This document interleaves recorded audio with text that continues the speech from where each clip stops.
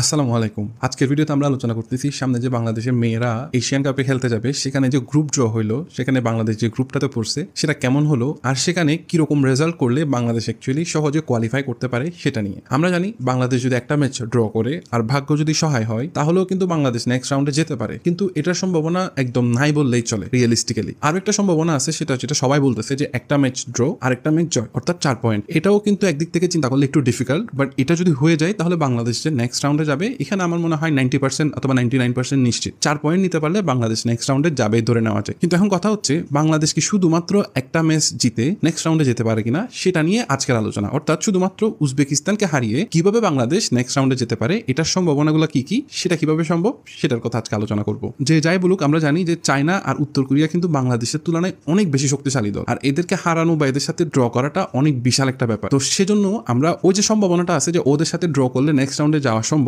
সেটা বাদ দিয়ে আমরা বোঝার চেষ্টা করতেছি যে আসলে বাংলাদেশের কাছে নেক্সট রাউন্ডে যাওয়ার পসিবিলিটি কতটুকু আছে সেটা। আজকের আলোচনাটা অনেকটা হাইপোথেটিক্যাল, মানে আমরা কিছু জিনিস ধরে নিয়ে চিন্তা করতেছি যে ফিউচারে কি হইতে পারে। সেই ক্ষেত্রে আমাদেরকে এই জিনিসটা ধরে নিতেই হবে বাংলাদেশ উজবেকিস্তানের সাথে জিতবে। এখন সেটা বড় ব্যবধানে জয় হতে পারে, ছোট ব্যবধানে জয় হতে পারে, কিন্তু আমরা এখানে এটা ধরলে চলবে না যে উজবেকিস্তানের সাথে ড্র করবে বা হারবে। যদি আমরা সেটাই ধরে নিই তাহলে এই ভিডিওটার কোনো মানেই দাঁড়ায় না। সুতরাং প্রথমে আমরা ধরে নিচ্ছি যে বাংলাদেশ উজবেকিস্তানকে হারাতে সক্ষম, আর বাংলাদেশ এশিয়ান কাপে উজবেকিস্তানকে হারাবে। এটা আমরা অলরেডি ধরে নিছি। কেন ধরে নিছি? এটার কারণ হচ্ছে উজবেকিস্তানের যে পারফরমেন্স দেখলাম সেটা দেখে মনে হয়েছে যে, এটা কিন্তু সবাই বলছে অলরেডি, যে সেটা দেখে মনে হচ্ছে উজবেকিস্তানকে বাংলাদেশ চাইলে একটু ট্রাই করলে হারাইতে পারবে। আর উজবেকিস্তান কিন্তু অনেকদিন পরে এশিয়ান কাপে কোয়ালিফাই করছে খেলার জন্য, তো এটাও বলা যায় যে ওদেরও কিন্তু মোটামুটি অবস্থা বেশি একটা ভালো না। এই আলোচনার মধ্যে আরো একটা জিনিস আমাদের ধরে নিতে হচ্ছে, সেটা কি, সেটা কেন, সেটা একটু বোঝার চেষ্টা করি। সেটা হচ্ছে প্রতিটা গ্রুপে 4টা করে দল আছে, সেই দলের মধ্যে 2টা দল বাংলাদেশের আয়ত্তের মধ্যে, সেগুলো হচ্ছে 3rd and 4th। বাংলাদেশের গ্রুপে বাংলাদেশ নিজে, আর অন্য যে দলটা সেটা হচ্ছে উজবেকিস্তান। ইন্ডিয়ার গ্রুপের মধ্যে ইন্ডিয়া আর চাইনিজ তাইপেই। আর গ্রুপ এ থেকে যদি আমরা বলি সেটা হচ্ছে ফিলিপিন্স আর ইরান। এগুলা দল হচ্ছে 3rd and 4th প্রতিটা গ্রুপের মধ্যে। আমি এটা র্যাঙ্কিং এর হিসাবে বলছি, অর্থাৎ আপনি যদি র্যাঙ্কিং এর হিসাবে চিন্তা করেন তাহলে আপনি দেখবেন যে গ্রুপ এ থেকে অস্ট্রেলিয়া আর সাউথ কোরিয়া হচ্ছে র্যাঙ্কিং এ অনেক উপরে, তো তাদেরকে আমি ধরছি 1 নম্বর আর 2 নম্বর দল, আর ধরে নিলাম তারা চ্যাম্পিয়ন আর রানার্স আপ হবে। গ্রুপ বি থেকে ধরে নিলাম চায়না আর নর্থ কোরিয়া, এরা হচ্ছে চ্যাম্পিয়ন রানার্স আপ হবে। গ্রুপ সি থেকে ধরে নিলাম জাপান আর ভিয়েতনাম, এরা চ্যাম্পিয়ন আর রানার্স আপ হবে। এটা আমরা অলরেডি ধরে নিচ্ছি। আর এখানে আমাদের আরো একটা জিনিস ধরে নিতে হচ্ছে, সেটা হচ্ছে এই যে উপরের 2টা টপ যে 2টা দল আছে তাদের কিন্তু 3 আর 4 এই 2টা দলের সাথে কিন্তু হারা বা ড্র করা চলবে না। মানে আমাদের ধরে নিতে হবে যে এই দলগুলাকে উপরে যে 2টা দল আছে এরা হারাবে। এখন কেন এটা ইম্পর্টেন্ট? কারণ বাংলাদেশের কম্পিটিশন কিন্তু কোনো গ্রুপের ফার্স্ট আর সেকেন্ড টিমের সাথে না। এরা কোয়ালিফাই করুক, এতে বাংলাদেশের কিছু যায় আসে না। বাংলাদেশের মেইন কম্পিটিশন হচ্ছে প্রতিটা গ্রুপের 3rd যে টিমটা হবে সেটার সাথে, আর যেটা 4th হবে সেটা তো বাদই পড়বে, সেটার সাথে কি বা কম্পিটিশন করবে, বাট সেটাকে কিভাবে হারানো হচ্ছে সেটাও বাংলাদেশের জন্য একটু ম্যাটার করে। তো আমরা যদি ধরে নিই যে প্রতিটা গ্রুপের যে টপ 2টা টিম আছে তারা হচ্ছে 3rd আর 4th টিমকে হারাবে, তাহলে কিন্তু বাংলাদেশের যে সমীকরণ উজবেকিস্তানকে হারানোর পরে বাংলাদেশ কোয়ালিফাই করতে পারে, এটা কিন্তু বাস্তবে রূপান্তর হইতে পারে। আর আমি এখন যে কথাটা বলছি এটা কিন্তু অনেকটা রিয়েলিস্টিক কথা। কেন? কারণ এশিয়ান কাপে যে 2টা টপ টিম প্রতিটা গ্রুপে পড়ছে এগুলো কিন্তু যথেষ্ট শক্তিশালী দল, কিন্তু 3rd আর 4th যে টিম 2টা পড়ছে সেগুলো অনেকটা কাছাকাছি শক্তির দল। যদিও বাংলাদেশের র্যাঙ্কিং অনেক ডিফারেন্স, কিন্তু আপনি দেখবেন যখনই এই 2টা টিমের মধ্যে ম্যাচ হয়েছে তারা একজন একজনকে হারাইছে। মানে এমন না যে 8-10টা গোল দিয়ে দিচ্ছে, কিন্তু আপনি যখন দেখবেন যে দলগুলো ফার্স্ট সেকেন্ড তারা কিন্তু যখন 3rd 4th এদের সাথে খেলে এরা কিন্তু অনেক গোল দিতে পারে। যেরকম আপনি অস্ট্রেলিয়ার সাথে চায়নার সাথে যদি বাংলাদেশ বা বাংলাদেশের সমমানের যেরকম উজবেকিস্তান বা অন্য যে দলগুলো আছে তাদের সাথে যখন খেলা হবে আপনারা দেখবেন যে তাদেরকে তারা 5-6 গোল করে দিচ্ছে। নারীদের ফুটবল এটা কিন্তু অনেকটা এরকম যে উপরে টপ 20-র মধ্যে যে টিমগুলো আছে এগুলো খুবই শক্তিশালী, আবার এরপরের দলগুলো অনেকটা সমমানের। এটা কিন্তু নারীদের ফুটবলের একটা বৈশিষ্ট্য, যেটা আমার কাছে মনে হয়েছে। তো যেহেতু আমরা ধরে নিলাম বেশ কয়েকটা জিনিস, সেটা হচ্ছে উজবেকিস্তানকে বাংলাদেশ হারাবে, আর র্যাঙ্কিং এ যে টপ 2টা টিম আছে প্রতিটা গ্রুপে তারা হচ্ছে 3-4 কে বিট করবে। এখন মেইন যে খেলাটা সেটা হচ্ছে 3 আর 4 এর মধ্যে যে ম্যাচটা হবে সেগুলো কোনগুলো আমি একটু বলি। সেগুলোর মধ্যে ম্যাচ আছে হচ্ছে ইন্ডিয়া আর থাইপেই, চাইনিজ থাইপেই, বাংলাদেশ আর উজবেকিস্তান, ফিলিপিন্স আর কোরিয়া। এখানে ইন্ডিয়ার গ্রুপে একটা ব্যাপার আছে, সেটা হচ্ছে ভিয়েতনাম একটু উইক দল। ইন্ডিয়া ভিয়েতনামের সাথে যদি ড্র করে ফেলে এটা একটু চিন্তার কারণ হইতে পারে আমাদের জন্য, বাট সেখানেও একটা সুযোগ আছে।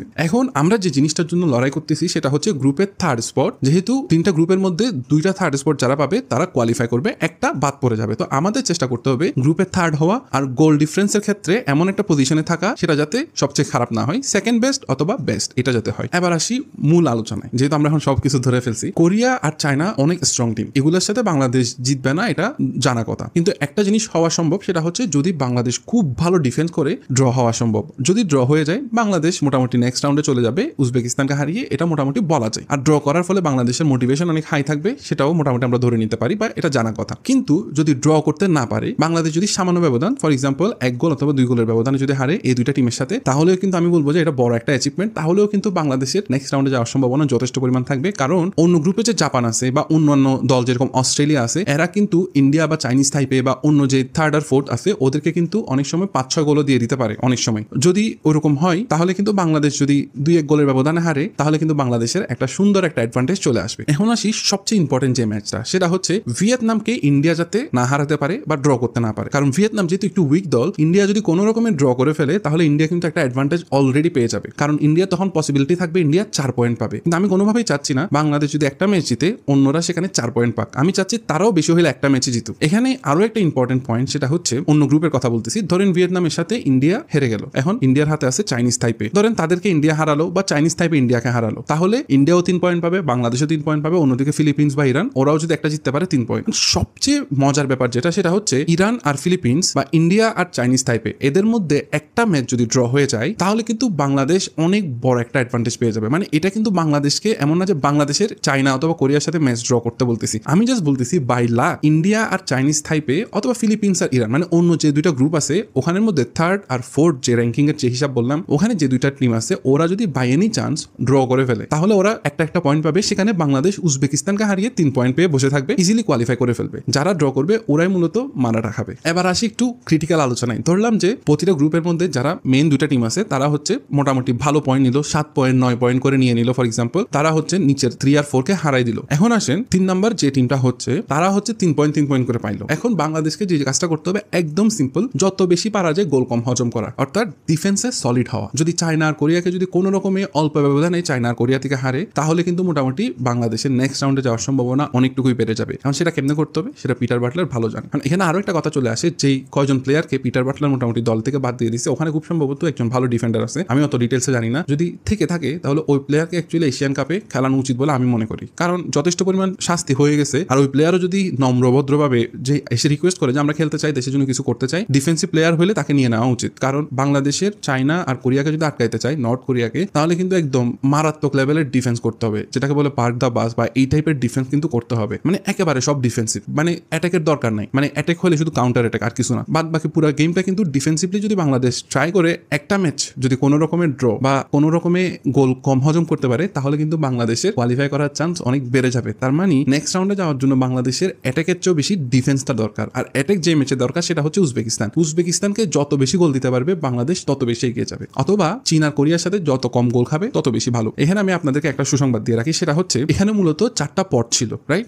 এ পটের মধ্যে যেগুলো ছিল তারা স্ট্রং টিম, বি পটের মধ্যে যারা ছিল তারা একটু কম, সিতে আর একটু কম, ডিতে আর একটু কম। ডিতে তো বাংলাদেশ নিজেই ছিল। সি থেকে সবচেয়ে কম শক্তিশালী যেটা দল বা র্যাঙ্কিং এ পিছিয়ে যেটা দল সেটা হচ্ছে উজবেকিস্তান। সেটাকে আমরা বাংলাদেশের গ্রুপে পাইছি, এটাকে কিন্তু আমাদের হারাইতেই হবে। এই জায়গায় আমরা যদি উজবেকিস্তানের জায়গায় অন্য টিমগুলো পাইতাম, ধরেন ফিলিপিন্স বা চাইনিজ টাইপে, এরা কিন্তু উজবেকিস্তানের চেয়ে এগিয়ে হইতে পারে, এই ম্যাচটা ড্র হওয়ার পসিবিলিটি অনেক বেশি। কিন্তু যেহেতু আমরা 10 ধাপ পিছিয়ে থাকা দল উজবেকিস্তানকে পাইছি আর আমরা দেখলাম যে তারা নেপালের সাথে অনেকটা ড্র করে বসে আছে, তো এখানে কিন্তু বাংলাদেশের জন্য একটা পজিটিভ জিনিস। আপনি চিন্তা করেন বাংলাদেশের কিন্তু চায়না অথবা কোরিয়াকে হারাইতে হবে না, শুধুমাত্র উজবেকিস্তানকে হারাইতে হবে। উজবেকিস্তানের জায়গায় যদি চাইনিজ টাইপে বা অন্য কোনো দল পড়তো তখন তাদেরকে হারাইতে হইতো, যেটা একটু তুলনামূলকভাবে বেশি কঠিন হইতো। এই জায়গায় আমি মনে করি সবাই বলতেছে বাংলাদেশ ডেড গ্রুপে পড়ছে, অবভিয়াসলি, কিন্তু বাংলাদেশ কিন্তু এই জায়গায় একটা ভালো চান্সও পাইছে যে বাংলাদেশ উজবেকিস্তানকে তাদের গ্রুপে পাইছে যাদেরকে অ্যাকচুয়ালি হারাইতে হবে। ইন্ডিয়ান যারা ফ্যান ফলোয়ার আছে ওরা বলতেছে ইন্ডিয়ার ভিয়েতনামকে হারানো উচিত। টু বি অনেস্ট, ভিয়েতনাম কিন্তু সেকেন্ড পর্টের দল, তারা ভালোই স্ট্রং। ওই জায়গায় ইন্ডিয়া চাইলে হয়তো হারাইতে পারে, ড্র করতে পারে। ভিয়েতনাম যদি বাংলাদেশের গ্রুপে হইতো আরো বেশি সুবিধা হইতো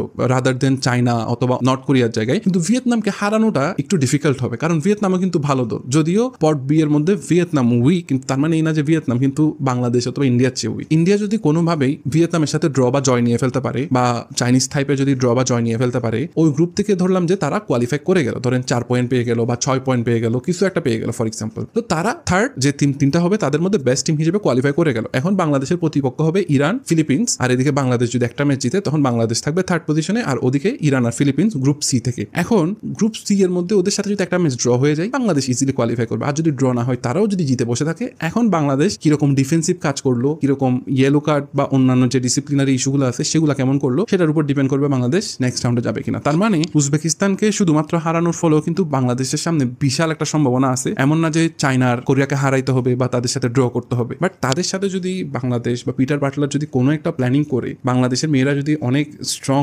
ডিটারমিনেশন দেখানোর কারণে যদি জিতে যায় বা ড্র করে ফেলে, জিতে যায় আমি বলবো না, ড্র করে ফেলে, তাহলে কিন্তু কোনো আর কোনো কথা নাই, বাংলাদেশ ইজিলি কোয়ালিফাই করে যাবে। বাই দ্য ওয়ে, এতক্ষণ পর্যন্ত যে কথাগুলো বলছি সেগুলো অনেকটুকুই আমি বিভিন্ন ধরনের প্রেডিকশন করার মাধ্যমে এআই এর হেল্প নিছি, বাট তারপরেও অনেক ধরনের ক্যালকুলেশন করার পরে আমি এই কথাগুলো বলতেছি। ফুটবল মাঠে অনেক ধরনের অঘটন হওয়া সম্ভব, বাট আমি ওগুলা কনসিডার করি নাই। আমি জাস্ট কনসিডার করছি রিয়েলিস্টিক্যালি র্যাঙ্কিং এর হিসাবে, বা এতদিন র্যাঙ্কিংটা তো অবভিয়াসলি পুরানো ম্যাচের যে হিস্ট্রি আছে সেটার উপর বেস করে দেওয়া হয়, তো সেই হিসাব অনুযায়ী আমি এই কথাগুলো বলছি। এমন না যে আমি জাস্ট আমার কাছে যেটা মনে হয়েছে সেটা বলছি। এই জায়গায় আমি কয়েকটা জিনিস করছি, যেরকম ধরেন এই ভিডিওটা ইন্ডিয়া থেকে যদি কেউ দেখে তারা বলবে আরে না, ইন্ডিয়া অমুক দলকে হারাবে, সমুক দলকে হারাবে, কিন্তু ওই জিনিসগুলো আমি এখানে ওরকম ভালোভাবে কনসিডার করি নাই। আমি এখানে জাস্ট ভিয়েতনাম আর ইন্ডিয়ার ম্যাচটা তাও একটু কনসিডার করছি, বাট এর চেয়ে বেশি কিছু আমি কনসিডার করি নাই, বিকজ আমি র্যাঙ্কিং এর হিসাবে রিয়েলিস্টিক্যালি যেটা দেখতেছি ওইটাই কাউন্ট করার চেষ্টা করছি। এর চেয়ে বেশি অত ডিটেলসে আমি চাই নাই। আমি মনে করি বাংলাদেশের হচ্ছে নেক্সট রাউন্ড বা কোয়ার্টার ফাইনালে যাওয়ার সম্ভাবনা অনেক বেশি, আর কোয়ার্টার ফাইনালে যেতে পারলেই কিন্তু অলিম্পিকে বাংলাদেশ খেলতে পারবে। আর যদি টপ 6-এ ঢুকে যেতে পারে বাংলাদেশ, তাহলে তো ওয়ার্ল্ড কাপ, সেটা পরের ইস্যু, সেটা আমরা পরে দেখবো।